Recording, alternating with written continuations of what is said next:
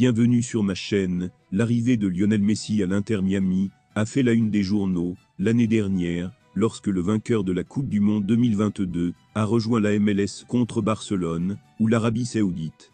Depuis lors, la MLS a connu une croissance massive de son audience et de ses ventes de billets. Avant de continuer, prends le temps de souscrire et appuyer sur la touche de notification pour les futures vidéos. Lorsque Messi est arrivé, Sergio Busquets et Jordi Alba ont également déménagé à Miami l'année dernière. Pendant ce temps, Luis Suarez a rejoint ses anciens coéquipiers de Barcelone en décembre dernier. Eddie Q, co-responsable d'Apple TV et de la MLS, est satisfait de la décision et a appelé les clubs à suivre la stratégie de l'Inter Miami et à recruter les meilleures stars.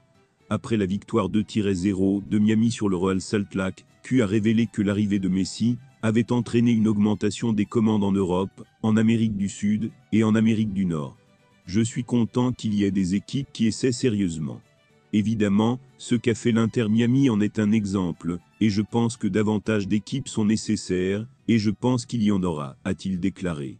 L'arrivée de Messi a donné à la MLS, selon le commissaire de la MLS, Don Garber, les ventes d'abonnements de saison sont en hausse, nos ventes générales de billets sont en hausse, nos parrainages sont en hausse, notre présence sur les réseaux sociaux et dans les médias est en hausse.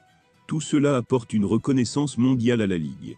Q a également mentionné qu'il ne s'attendait pas à un impact aussi important de la décision de Messi.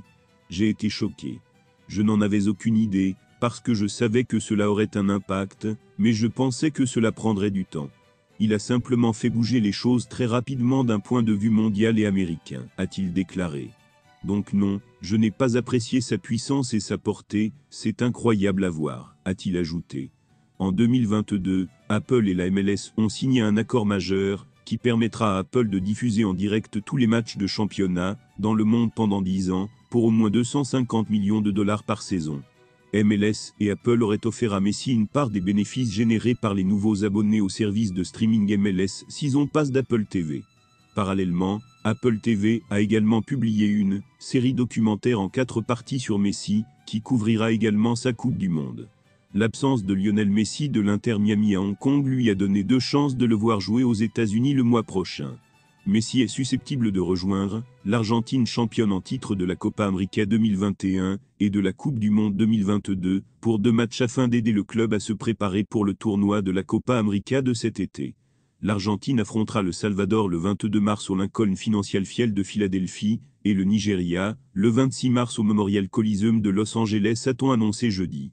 Messi a raté le match à l'extérieur de l'Inter Miami contre les Red Bulls de New York au Red Bull Arena le 23 mars, mais pourrait faire 2 autres apparitions dans la région de New York plus tard cette année. Messi sera probablement de retour pour le match à domicile de l'Inter Miami contre le New York City FC le 30 mars. Les équipes se rencontreront au Yankee Stadium le 21 septembre.